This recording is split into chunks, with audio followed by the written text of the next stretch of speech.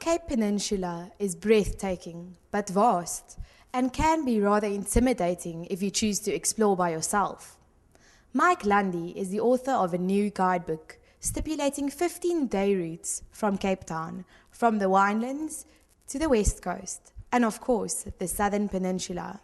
We joined Mike on the drive famous for its views, ostriches, and dangerous penguins.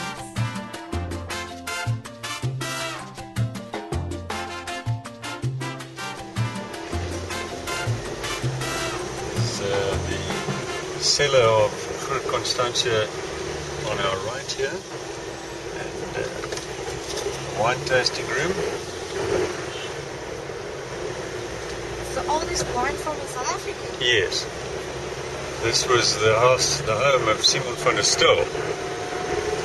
And if I'm not mistaken, his daughter was called Constance. Hence, we have Constantia.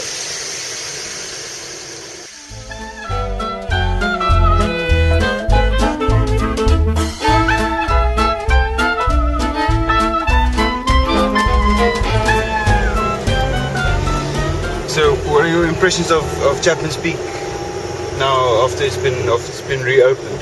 Well, it's a really world-class bit of roadworks. Interesting thing about Chapman's Peak Drive is it's a rumor I've been trying to kill for years, and I've never won, and I probably never will win. Everybody will tell you, or not everybody, but a lot of people will tell you that with great authority that Chapman's Peak Drive was built by Italian prisoners of war. Well, that's completely wrong, because if it had been built by Italian prisoners of war, they'd have been very angry because they were on our side during the First World War, during which it was built.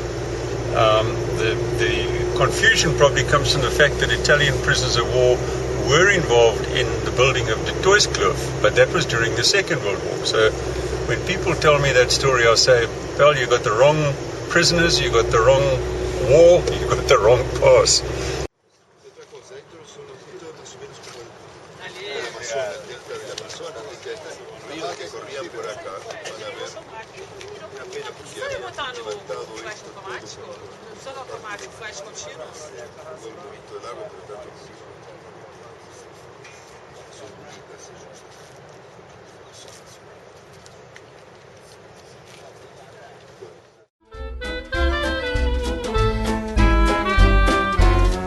Here we are standing in a forest of sculptures, and I believe you've done some of the finishing work on these sculptures, and it's made, you say, of springstone.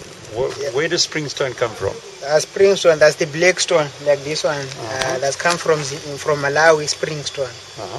So the stone, we mine them from the mountain, and then we give them to the artist. They shape it there, and then here we do the finishing. Okay. Like to make it smooth and to design it, to finish them here. Okay, that's very good. And what is the approximate price, average price of one of these items? The price is different from the art. Like the price, they start from 110 rand, like to 250,000. That's the biggest one, like the elephant, you see. That big elephant. Right, that's a lot of work done there. The run is take 15 months to carve it. 15 months, and then that's 250,000.